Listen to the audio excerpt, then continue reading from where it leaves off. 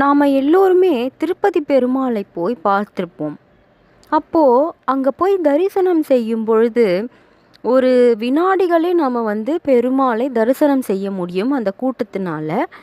அப்போது நம்ம வெளியில் வந்த பிறகு பெருமாள் என்ன உடை போட்டிருந்தாரு, என்ன நகை அணிந்திருந்தாரு, நம்ம என்ன பெருமாள் கிட்ட சொல்ல நினைத்தோம் அப்படின்றது அனைத்துமே மறந்து போயிடுவோம். ஆனால் மனசுக்குள்ள ஏதோ ஒரு திருப்தி நமக்கு இருக்கும். அவ்வளவு நேரம் கால் கடுக்க நின்று பிறகு பெருமாளை தரிசித்தின பிறகு நமக்கு ஒரு மன நிறைவு இருக்கும். ஆனாலும் திரும்பவும் திரும்பவும் திருப்பதிக்கு போகணும் அப்படின்னு தோணுதே, ஏன்? இது போன்ற நிறைய கேள்விகளுக்கான தெய்வ ரீதியான பதில்களையே தான் நாம் இப்போ இந்த வீடியோவில் பார்க்க போகிறோம். எதனால் திருப்பதி பெருமாள் நம்மளை அத்தனை விதமாக அவர் பக்கம் இழுக்கிறாரு? எத்தனையோ முகலாயர்கள் மற்றும் ஆங்கிலேயர்களோட படையெடுப்பு நடந்தது. அப்போது நிறைய கோவில்களை அவங்க அடித்து நொறுக்குனாங்க. நிறைய பெருமாள் கோவில்களை கூட அடித்து நொறுக்குனாங்க. ஸ்ரீரங்கம் கோவிலை கூட அவங்க அங்கே இருக்கக்கூடிய நகைகளை திருடினாங்க. அங்கே போய் அந்த கோவிலுக்கு நிறைய சேதங்களை விளைவிச்சாங்க. ஆனால் அங்கே இருக்கக்கூடிய ஸ்ரீரங்கநாதரை எடுத்துக்கொண்டு வரும்பொழுது திருமலையில் எடுத்துகிட்டு போய் மறைச்சி வச்சாங்க. அதனால தான் அங்கே ரங்கநாதர் மண்டபம் அப்படின்னு ஒரு இடம் இருக்குது கோவிலுக்குள்ளே. பிறகு நிகழ்ச்சியை கூட நம்ம இந்த வீடியோஸில் கீழே இருக்கும் வீடியோவில் நீங்கள் பார்க்கலாம். ஒரு நாள் முகலாயர் ஒருவர் என்ன பண்ணுவார்னா படையெடுத்து வருவார். மேலே இருக்கக்கூடிய திருமலையை பார்த்து இங்கே மேலே என்ன இருக்குன்னு கேட்கும் பொழுது இங்கே ஆதிவராக சுவாமி கஷேத்திரம் மிகவும் சக்தி வாய்ந்தவர் அப்படி எடுத்து போக பார்க்கும் பொழுது அங்கே இருக்கக்கூடிய அர்ச்சகர்கள் எல்லோரும் பெருமாளை வேண்டி கொண்டவுடன் அங்கே அத்தனை காட்டுப்பன்றிகள் எங்கேருந்து வந்ததுன்னே தெரியாது. ஒரு சிறு பையனாக பெருமாள் அங்கே அவருக்கு எச்சரிக்கை கொடுப்பார். ஆனால் அங்கேருந்து அந்த படை நகர்வதாக தெரியாது. அப்போது உடனே அந்த காட்டுப்பன்றிகள் படையாக ஓடி அங்கே இருக்கக்கூடிய முகலாயர்களை விரட்டியது. இந்த வீடியோவுடைய லிங்க்கையும் நான் இந்த டிஸ்கிரிப்ஷனில் போடுறேன். நீங்கள் அதோட இதை நீங்கள் பார்க்கலாம். இத்தனை உண்மையான நிகழ்வுகள் அங்கே நடந்திருக்கு. பிறகு அனந்தாழ்வாருக்கு ஒரு சின்ன பையனாக அவர் கைங்கரியம் செய்யும் பொழுது அவருடைய கர்ப்பிணி மனைவிக்கு உதவி செஞ்சார். அப்போது தான் அந்த கடப்பாறையால் அடித்து தாடையில் அவருக்கு அடிபட்டுடும் பச்சை கற்பூரம் வைக்கும் வழக்கம் வந்தது. இந்த வீடியோவையும் நான் உங்களுக்கு இணைக்கிறேன் டிஸ்கிரிப்ஷனில், அதையும் நீங்கள் பார்க்கலாம். அப்புறம் இன்னும் நிறைய விஷயங்கள், நிறைய பக்தர்கள் மகா பக்தர்களாக இருப்பாங்க. அவங்க நினைக்கும் இடத்திலேயே பெருமாளை மனரீதியாக அவங்க வேண்டிக் கொள்வாங்க. மனசில் அவங்க தியானம் செய்யும்போது பெருமாள் பேசுவார். ஆனாலுமே அவர்கள் திருப்பதி திருமலைக்கு போகணும் அப்படின்ற ரொம்ப பிடிவாதம் அவங்கக்கிட்ட இருக்கும். எப்படியாவது அங்கே போய் தரிசனம் செய்யணும் அப்படின்னு நிறைய மகா பக்தர்கள் திருமலையை நோக்கி பெருமாளை தரிசனம் செஞ்சுருக்காங்க. இதெல்லாம் ஏன் அப்படின்றத தான் நம்ம பார்க்க போகிறோம். திருமலையில் நம்ம கண்ணுக்கு தெரிஞ்சது ஒரே ஒரு கோவில் தான். ஆனால் திருமலையில் மொத்தம் 3 கோவில்கள் இருக்கிறது. அதை பற்றின விவரங்களை நாம் இப்போ பார்க்கலாம். அதற்கு முன்னாடி திருமலை திருப்பதியில் இருக்கக்கூடிய கோவிலுக்கு 2000 மில்லியன் வருடங்களான வரலாறு இருப்பதை நாம் பார்க்கலாம். முதலில் ஒரு 2000 மில்லியன் வருடங்களுக்கு முன்பு வராக சுவாமி பன்றி ரூபம் எடுத்து பூமாதேவியை காப்பாற்றுவார். பெருமாள் வராக அவதாரம் எடுத்து பூமாதேவியை காப்பாற்றியிருப்பார். அப்போது என்ன நடக்கும்னா பிரம்மா மற்றும் மற்ற தேவதைகள் எல்லாம் வராக சுவாமி நீங்கள் இந்த பூமியிலேயே எழுந்தருள வேண்டும் அப்படின்னு கேட்பாங்க. திருப்பதி வேங்கடாச்சலம் பகுதியை தேர்ந்தெடுப்பார். அவர் என்ன சொல்வார் அப்படின்னா, கருடாழ்வாரை கூப்பிட்டு வைகுண்டத்தில் இருக்கக்கூடிய கிரீடா மலை அந்த மலையை எடுத்துக்கொண்டு இங்கே வெய் அப்படின்னு சொல்வார். அவர் கட்டளைக்கு ஏற்ப கருடாழ்வாரும் வைகுண்டத்தில் இருக்கக்கூடிய அந்த கிரீடா மலையை எடுத்துகிட்டு இங்கே வைப்பாங்க. அதுதான் திருமலை. முதலில் திருமலையில் வராக சுவாமி அங்கே தங்க ஆரம்பித்தார். அவர் சாக்ஷாத் ரூபத்திலே வந்து அங்கே இருந்தார், சிலை ரூபத்தில் இல்லை. அவருடைய நிஜ ரூபத்திலேயே வந்து அங்கே வாசம் செஞ்சார். அவர் வந்த பிறகு ஸ்ரீதேவி பூதேவி தாயாரும் வந்துடுவாங்க இல்லைங்களா. ஸ்ரீதேவி பூதேவி தாயார் இவங்க 2 பேருமே தீர்த்தமாக அங்கே வந்து ஸ்ரீதேவி தீர்த்தம் மற்றும் பூதேவி தீர்த்தம். அடுத்தது வராகசுவாமி வந்தாச்சு, ஸ்ரீதேவி தாயார் பூதேவி தாயார் வந்தாச்சு. அதுக்கடுத்தது பிரம்மா மற்றும் தேவாதி தேவர்கள் தேவதைகள் இவங்க எல்லாருமே வந்தாங்க. அவங்க அங்கே சுவாமி புஷ்கரணி அப்படின்ற ஒரு தீர்த்தம் இருக்குது இல்லைங்களா, இன்றைக்கும் இருக்குது. அந்த தீர்த்தமாக அவங்க வந்து அமைந்தாங்க. இப்படி மொத்த வைகுண்டமும் இங்கே திருமலை மேலே வாசம் செஞ்சாங்க. பிறகு மலைவாசி ஒருத்தர் இருந்தார். இந்த மலைவாசி வந்து தொடர்ந்து கலியுகம் வரைக்குமே பெருமாளோட சம்பந்தப்பட்டு வருவார். இவருடைய பல பிறவிகளுமே பெருமாளோடு சம்பந்தப்பட்டிருக்கும். ஏன்னா அவர் ஒரு பெருமாளின் தீவிர பக்தராக இருப்பார். வராகசுவாமி அங்கே வாசம் செய்யும் பொழுது இந்த மலைவாசியாக இருக்கக்கூடியவர் என்ன செய்வார்னா, தினமும் சென்று அவருக்கு உணவு படைப்பார். அப்போது ஒரு நாள் வராகசுவாமி, என்னப்பா உனக்கு என்ன இவ்வளவு ஆசை என் மேலே, உனக்கு என்னப்பா இவ்வளவு பக்தி, எனக்கு ரொம்ப சந்தோஷம், நீ எனக்கு ஒரு கோவில் கட்டு, அங்கே நான் வந்து அர்ச்சாவதார மூர்த்தியாக நான் தங்கி விடுகிறேன் அப்படின்னு சொன்னார். உடனே அந்த மலைவாசியும் வராகசுவாமிக்கு அங்கே கோவில் கட்டினார். அவர் வந்து அர்ச்சாவதார மூர்த்தியாக, இப்போ எப்படி கோவில்கள்லாம் சிலைகள் இருக்கோ அந்த அர்ச்சாவதார மூர்த்தியாக அங்கே தங்கிட்டார். மலைவாசியோடைய முதல் பிறவியில் பெருமாளோட இருந்த சம்பந்தம் இது எப்போ நடந்தது அப்படின்னு பார்த்தீங்கன்னா, ஸ்வேத வராக கல்பத்தின் ஆரம்பத்தில் நடந்திருக்கு. 2000 மில்லியன் வருடங்களுக்கு முன்பு இது நடந்திருக்கு. இதுவே திருமலையில் அமைந்த முதல் பெருமாள் மற்றும் தாயார் கஷேத்திரம் ஆகும். பிறகு ஒரு 300-500 மில்லியன் வருடங்களுக்கு பின்னால் சைக்ஞா அப்படின்னு ஒரு முனிவர் வாழ்ந்து வந்தார். அவர் வந்து ரொம்ப கடுமையான தவம் வந்து செஞ்சுக்கிட்டு இருந்தார், பெருமாளை பார்க்கணும் அப்படின்னு. அப்போது பெருமாள் அவர் முன்னாடி தோன்றி, அவர் எங்கே தோன்றினார் அப்படின்னா, இப்போ நீங்கள் படத்தில் பார்த்துருக்கக்கூடிய இந்த சிலாத்தோரணத்திற்கு கீழே தான். அந்த சிலாத்தோரணத்திலிருந்து பூமி வரைக்கும் நீங்கள் அளந்து பார்த்தால் சரியாக 9 அடி இருக்கும். அதே அடியில்தான் இப்போ இருக்கக்கூடிய பெருமாளின் மூலவரின் உயரமும் இருக்கும். இதில்தான் சங்கு சக்கர கதா பத்மத்துடன் பெருமாள் முனிவருக்கு காட்சி தந்தார். அந்த சிலா தோரணம் இன்னி வரைக்குமே திருமலையில் இருக்குங்க. அறிவியல் ரீதியாகவும் நாம் பார்க்கும் பொழுது அவர்கள் என்ன சொல்கிறாங்கன்னா, ஸ்டார்ட் கேட் அப்படின்னு சொல்லுவாங்க. உலகத்தின் இல்லை ஒரு லோகத்தோடையோ இல்லை ஒரு பரிணாமத்தோடைய ஒரு ஆரம்ப வாயுள் இல்லை முடிவு வாயுள் அப்படின்னு சொல்லுவாங்க. அதை தான் வந்து ஸ்டார்ட் கேட் அப்படின்னு சொல்கிறாங்க. அது வந்து இந்த சிலாத்தோரணம் அப்படின்னு அவங்க சொல்கிறாங்க. வைகுண்டத்தில் இருந்து இந்த பூலோகத்துக்கு வரக்கூடிய மிக அதிவேகமான ஒரு பாதை இந்த சிலாத்தோரணம். இவ்வளவு ஆச்சரியமான விஷயம் பார்த்தீங்களா? வைகுண்டத்திலிருந்து பூலோகத்திற்கு வரக்கூடிய வேகமான வழி, அதோடைய வாயில் வந்து எங்கே இருக்குன்னு பார்த்தீங்கன்னா, பூமியில் அந்த சிலாத்தோரணம் தான் அந்த வாயுள்.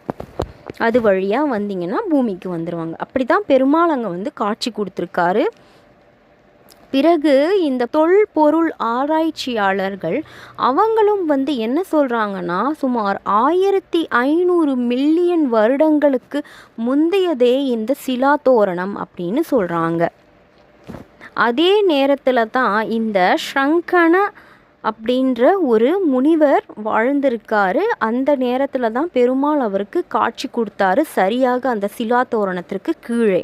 விஷ்ணு சங்கன ரிஷி கிட்ட பெருமாள் என்ன சொன்னார்னா, நான் எங்கே தோன்றினேன், சிலாத்தோரணத்துக்கு கீழே தோன்றினேன் இல்லையா, அதே போல துல்லியமாக ஒரு சிலை அமைக்க வேண்டும், என்னை போலவே உச்சாவதார மூர்த்தியை நீ அமைத்து தாத்தா விஸ்வகர்மா கிட்ட 1000 கால்கள் கொண்ட ஒரு கோவிலை அமைக்க வேண்டும்னு கட்டளை சொல்லியிருக்காரு.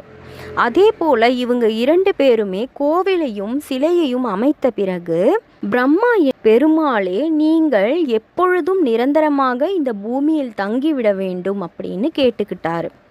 உடனே அதற்கு பெருமாள், நான் இங்கே இந்த அர்ச்சாவதார மூர்த்தி ரூபமாக இந்த கோவிலில் நான் இருப்பேன். ஆனால் ஒரு சில நேரம் வரும்பொழுது நான் இங்கிருந்து மறைந்து விடுவேன் அப்படின்னு சொன்னார்.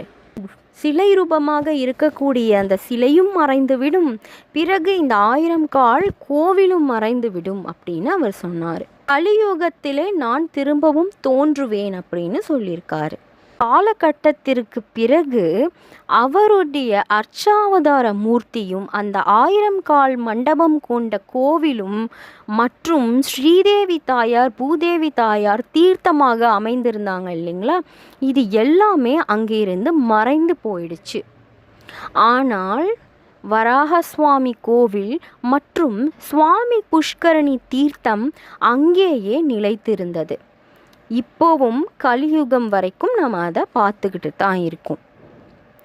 பிறகு விகானசா என்ற ஒரு மகரிஷி இருந்தார். அவர் பெருமாள் மீது மிக தீவிரமான பக்தி கொண்டவர் மற்றும் கிருஷ்ணரை ரொம்பவே வணங்குவார்.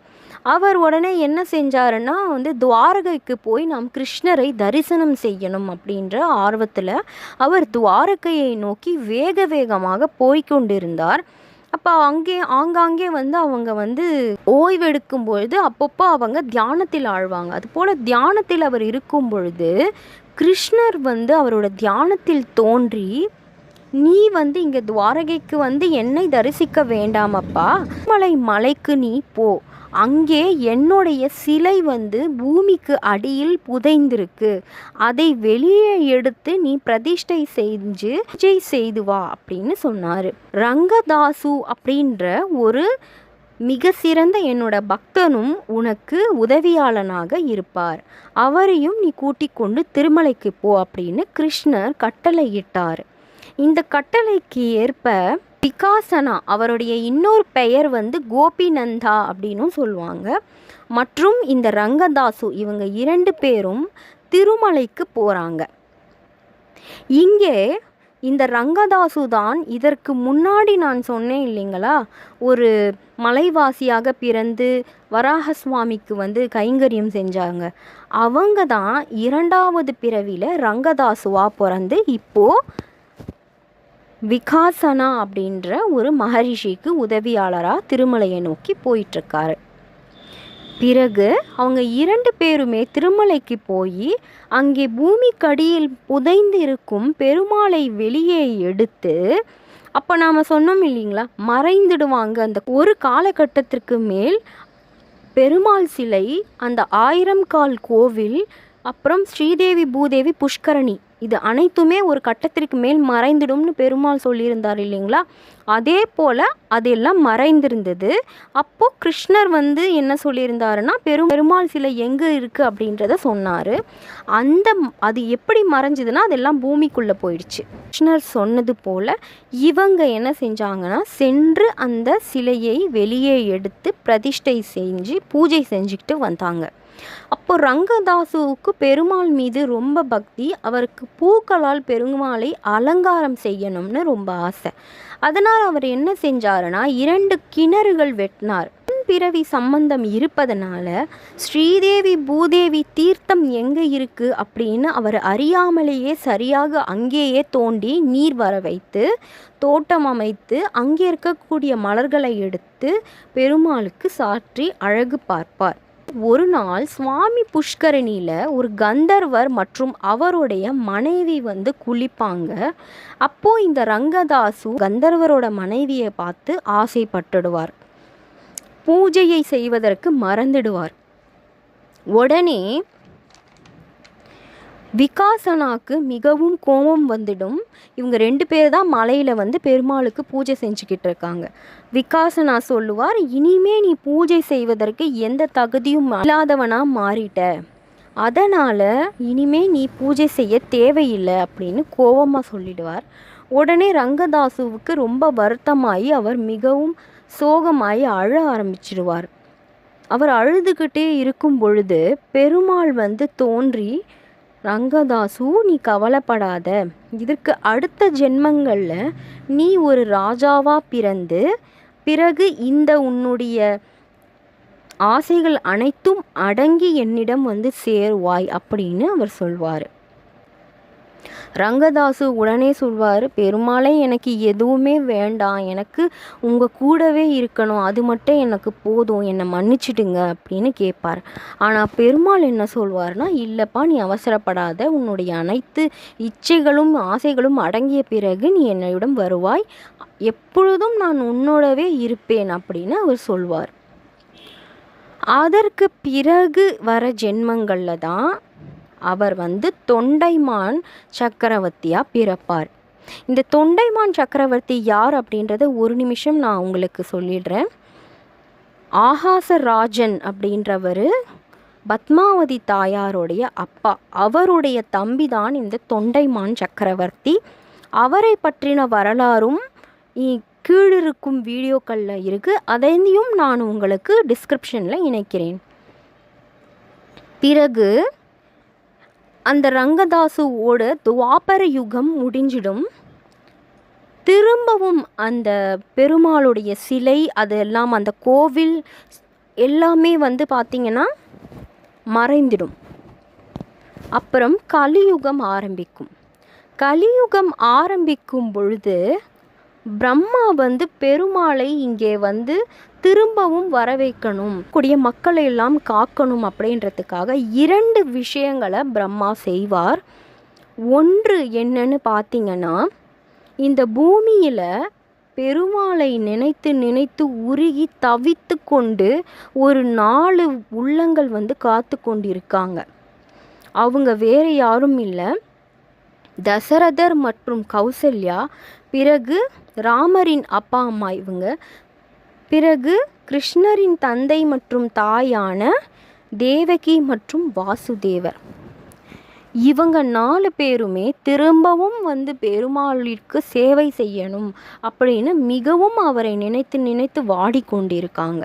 உங்களுக்கு ஏன் அந்த ஏக்கம் இருந்ததுன்னு பார்த்தீங்கன்னா, முதலில் தசரதர் மற்றும் கௌசல்யாவை பற்றி பார்த்துடலாம். ராமர் வந்து 10,000 வருடம் வாழ்ந்திருந்தாலும் தசரதர் மற்றும் கௌசல்யா மாதாவுடன் ரொம்ப சில காலம்தான் வாழ்ந்திருப்பார். அதுக்கப்புறமா அவர் வந்து கல்வி பயில போயிடுவார். அதுக்கப்புறமா அவர் வந்து காட்டுக்கு போயிடுவார்.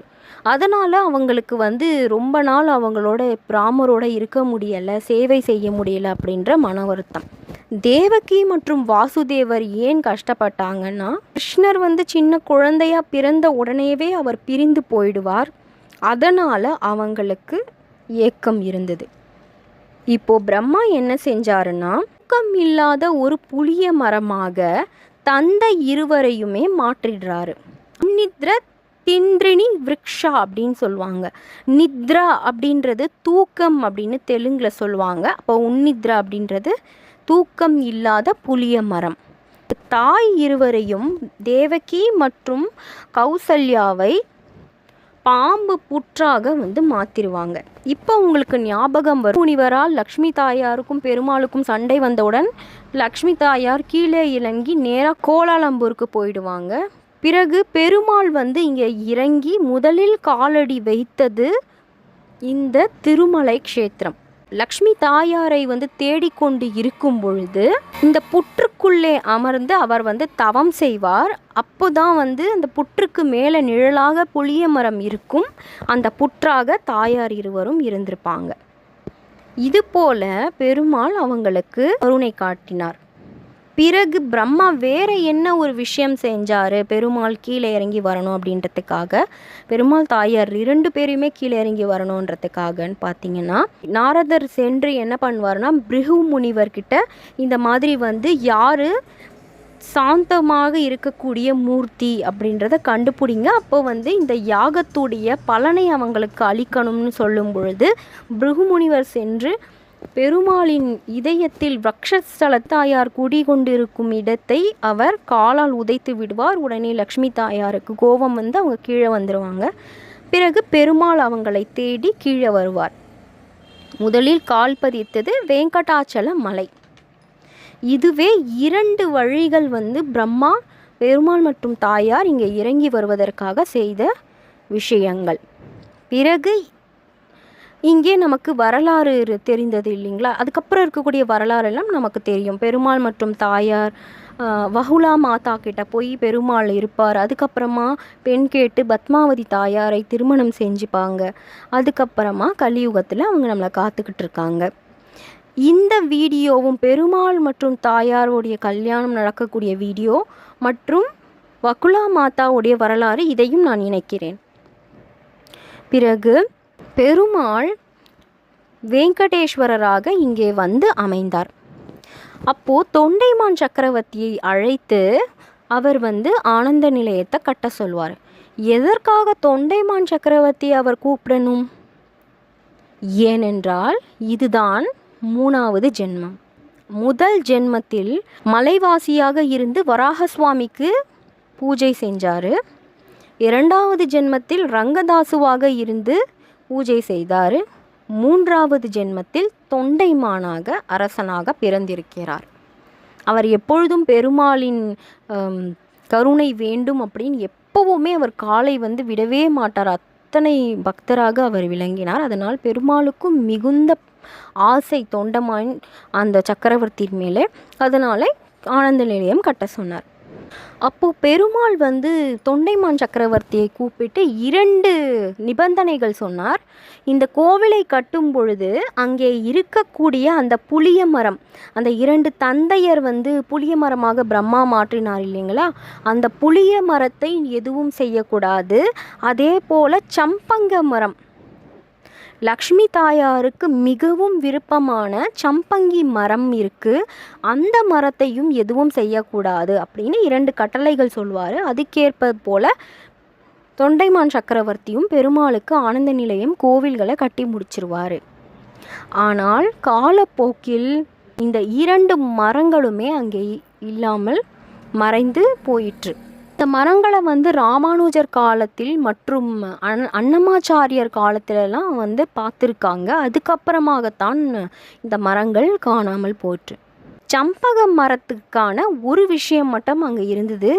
என்னவென்றால், கோவிலின் 2வது பிரகாரத்திற்கு இந்த மரத்தின் பெயரையே அவங்க வச்சிருக்காங்க. தொண்டைமான் சக்கரவர்த்தி ஆனந்த நிலையத்தை கட்டி முடித்த பிறகு சரியாக ஸ்ரீதேவி பூதேவி தாயார் தீர்த்தமாக எழுந்தருளியிருக்காங்க இல்லைங்களா? அந்த ஸ்ரீதேவி பூதேவி தாயாருடைய தீர்த்தமும் மறைந்திருந்தது.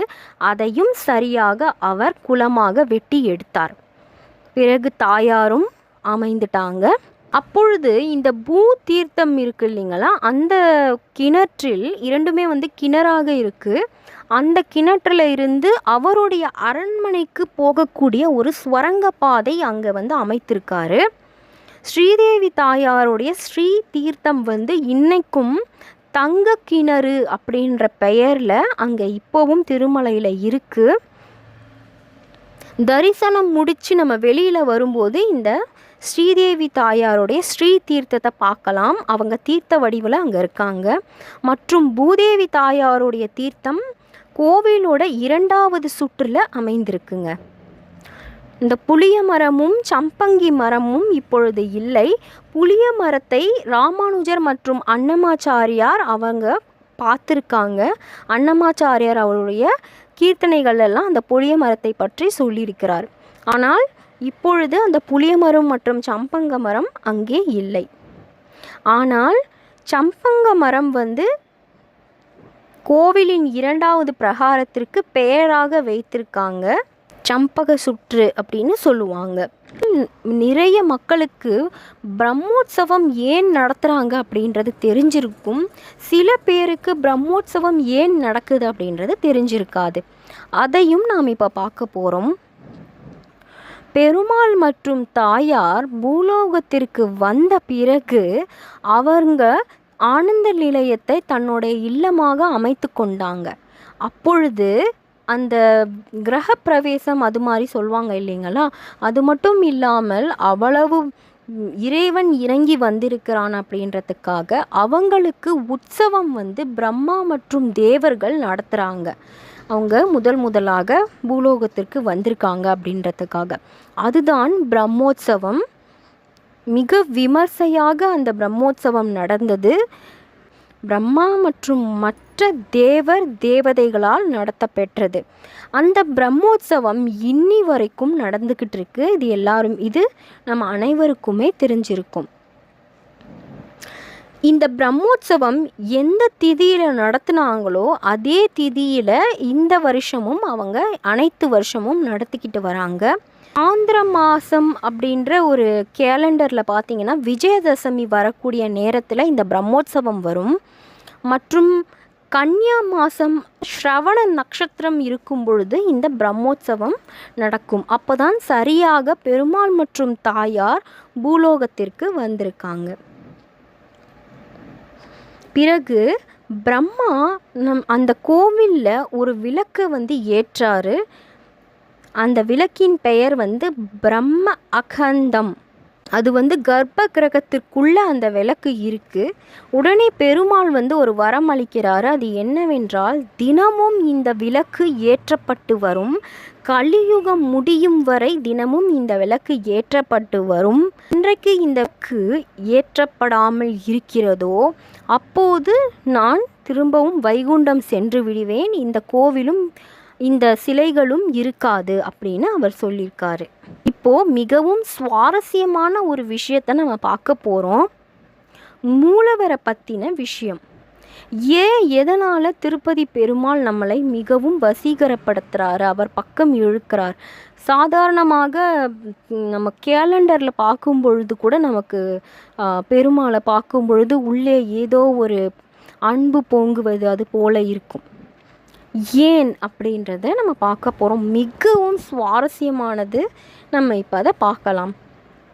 முதலில் நாம் பார்த்தது போல திருமலையில் 3 கோவில்கள் இருக்குது அப்படின்னு நம்ம பார்த்தோம் இல்லைங்களா? அந்த 3மே ஸ்ரீனிவாச பெருமாளுடைய கோவில் தான். முதல் கோவில் இப்போ நாம் பார்த்து கொண்டு இருக்கக்கூடிய ஸ்ரீனிவாச பெருமாளுடைய கோவில்.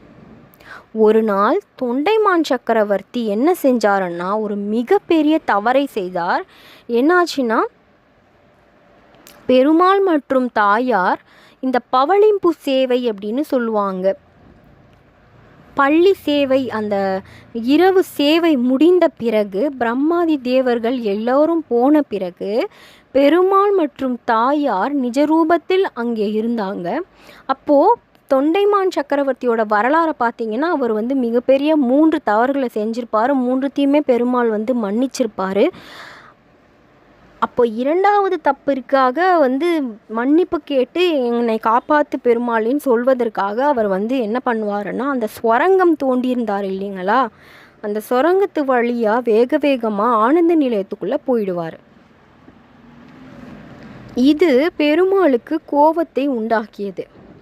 என்ன இவன் மிகவும் ஒரு சிறு பிள்ளை போல நடந்துக்கிறாங்களே, வருவதை வந்து ஒரு சொல்லிவிட்டு வரணும், அந்த மாதிரி எதுவுமே அவர் செய்யாததுனால அவர் என்ன சொல்லுவார்னா, நான் இங்கேருந்து மறைஞ்சிடுவேன்னு சொல்லிட்டு மறைஞ்சிடுவார்.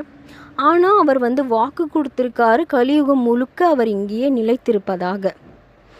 அதனால் திரும்பவும் அவர் வந்து கலியுகத்துக்காக அர்ச்சாவதார மூர்த்தியாக கோவிலில் நிலைச்சிருவார். அதற்கு முன்னாடி வரைக்குமே அவர் நிஜ ரூபமாக பெருமாள் மற்றும் ஸ்ரீதேவி பூதேவி தாயார் எப்படி வந்து நாராயணரையும் லக்ஷ்மி தாயாரும் ஸ்ரீதேவி பூதேவி தாயாரையும் நம்ம கண்ணில் நேரில் பார்த்தா எப்படி இருப்பாங்களோ அது போல தான் அவங்க இருந்தாங்க.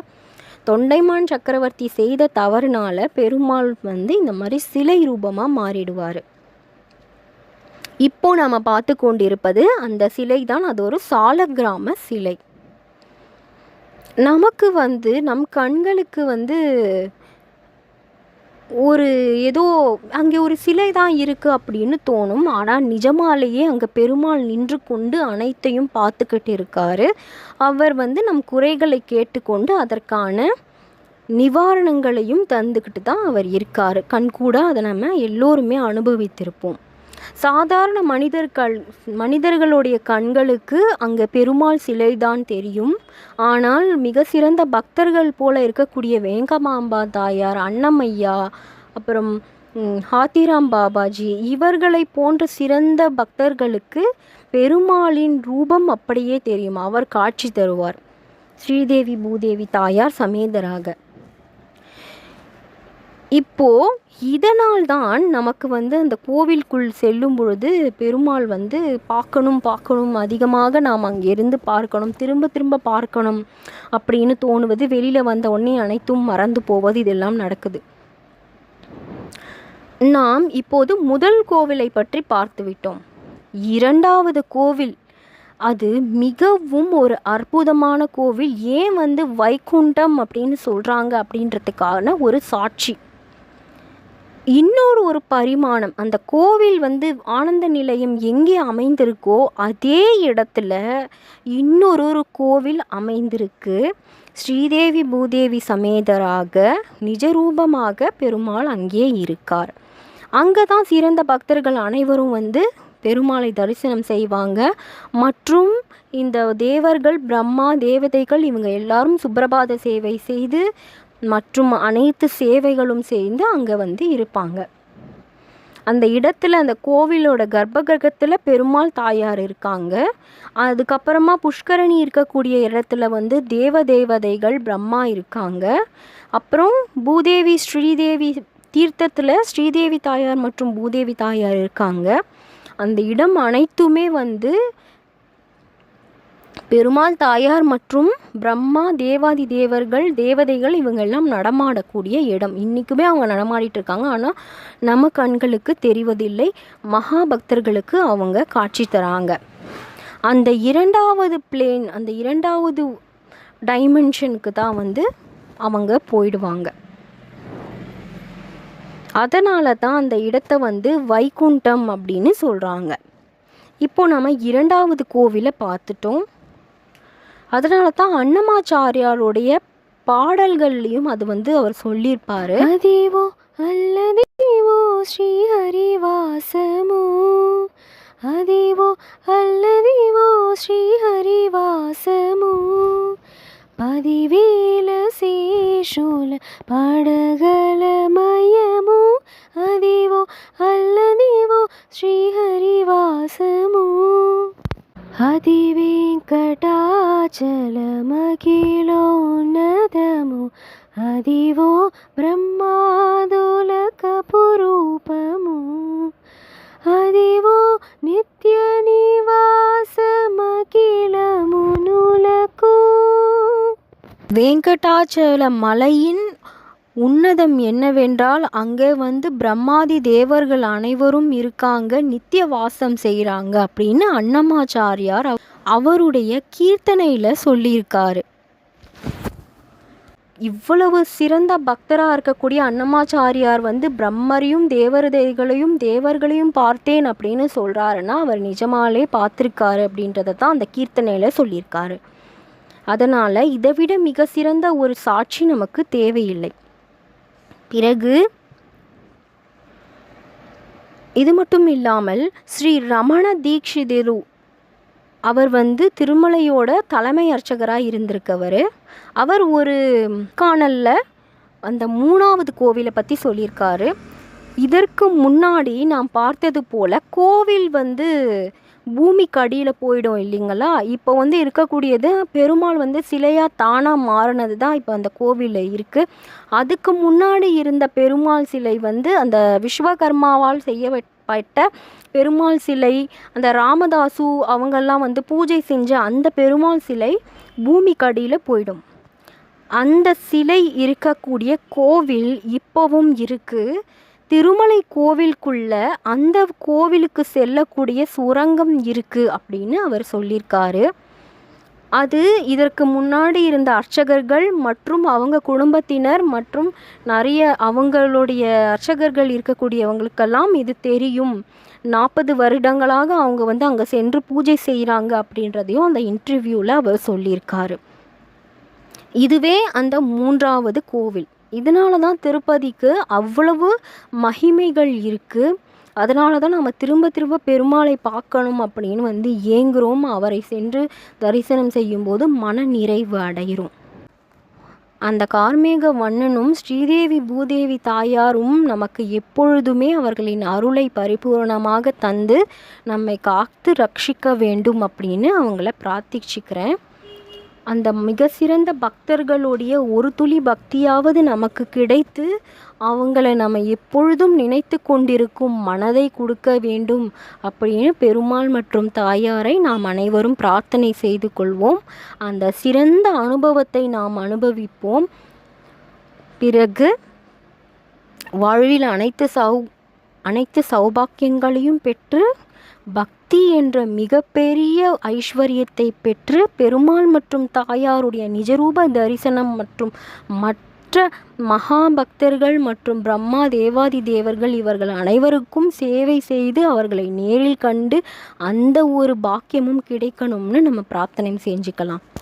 எப்பொழுதும் நீங்கள் திருப்பதிக்கு போகும்பொழுது ஒரு கோவிலுக்கு போகிறேன் அப்படின்னு நினைக்காதீங்க. நீங்கள் அங்கே போய் அந்த வைகுண்டத்துலேருந்து வந்திருக்கக்கூடிய ஒரு மலைதான் அங்கே திருமலையாக இருக்குது. அந்த மலை மேலே தான் நீங்கள் வைகுண்டத்து மேலே தான் ஏறுறீங்க. அங்கே உள்ளே போய் வைகுண்டத்தில் இருக்கக்கூடிய பெருமாள் தாயார் மற்ற தேவாதி தேவர்கள் தேவதைகள் பிரம்மா இவங்களை தரிசனம் செய்கிறீங்க அப்படின்றத மனதார உண்மையாக உணர்ந்துக்கோங்க. அங்கே போகும் பொழுது நிஜமாலே நீங்கள் பெருமாளை பார்க்குறீங்க. அவரும் தாயாரும் நம்மளை விட்டு விலகியெல்லாம் இல்லை, ரொம்ப பக்கத்தில் தான் இருக்காங்க. கொஞ்சம் நாம் அதிகமாக பக்தி செலுத்தி, கொஞ்சம் நாம் அதிகமாக பூஜைகள் செய்து, கொஞ்சம் நாம் அதிகமாக தியானத்தில் அமர்ந்து அவர்கள் நாமத்தை சொல்லி நாம ஜபம் செய்தோம்னா கண்டிப்பாக அவங்களுடைய நிஜரூப தரிசனத்தை நாம் இந்த உடலோடையும் இந்த கண்களோடையும் அவங்க தருவாங்க. அத்துணை காருண்யம் உடையவர்கள் தான் அவங்க தாயாரும் பெருமாளும். அதனால் இனிமே தைரியமாக சந்தோஷமாக திருப்பதிக்கு செல்லும் பொழுது வைகுண்டத்துக்கு போகிறதா நினச்சிக்கிட்டு அங்கே போய் பெருமாள் மற்றும் தாயாரை தரிசனம் செய்து அந்த நல்ல பாக்கியம் கிடைக்கணும் அப்படின்னு வேண்டிக்கோங்க. ஓம் நமோ வெங்கடேஷாய. அலமேலுமங்கை தாயாருக்கு சரணம். ஸ்ரீதேவி பூதேவி தாயார் பிரம்மா மற்றும் தேவாதி தேவர்கள் மற்றும் மகாதேவர்களுக்கு மகா பக்தர்களுக்கு திருவடிகளுக்கு சரணம். கிருஷ்ணா சரணம். உங்களுடைய திருப்பதிக்கு சென்ற அனுபவங்களை கமெண்ட்ல எழுதுங்க. நான் ரொம்ப ஆவலாக இருக்கிறேன். நீங்கள் உங்களுடைய அனுபவங்களை எழுதுங்க. என்னைக்கு கோயிலுக்கு போனீங்க, இதுக்கு முன்னாடி எந்த வருஷம் போனீங்க அப்படின்றத கமெண்ட் பண்ணுங்கள். வேறு என்ன வீடியோ வேணும் அப்படின்றதையும் கமெண்ட் பண்ணுங்கள். மறக்காமல் எந்த வருஷம் திருப்பதிக்கு கடைசியாக போனீங்கன்றதை கமெண்ட் பண்ணுங்கள். இந்த வீடியோவுக்கு லைக் பண்ணுங்கள், கமெண்ட் பண்ணுங்கள். உங்கள் ஃப்ரெண்ட்ஸ் கூட கண்டிப்பாக ஷேர் பண்ணுங்கள். ஏன்னா இது அனைவருக்கும் தெரிய வேண்டிய ஒரு விஷயம். பெருமாளும் தாயாரும் எவ்வளவு அருகில் நம்ம கூட இருக்காங்க அப்படின்றது அனைவருக்கும் தெரியணும். அதுக்காக ஷேர் பண்ணுங்கள். அப்புறம் சப்ஸ்கிரைப் பண்ணலன்னா சப்ஸ்கிரைப் பண்ணுங்கள். மேலும் அதிகமான வீடியோக்களை நீங்கள் பார்க்கலாம். பெல் பட்டன் ப்ரெஸ் பண்ணுங்கள். அப்போ தான் உங்களுக்கு நெக்ஸ்ட் வீடியோவோட நோட்டிஃபிகேஷன் வரும். இந்த வீடியோவை நீங்கள் பார்த்ததுக்கு நன்றி. ஓம் நமோ நாராயணாய.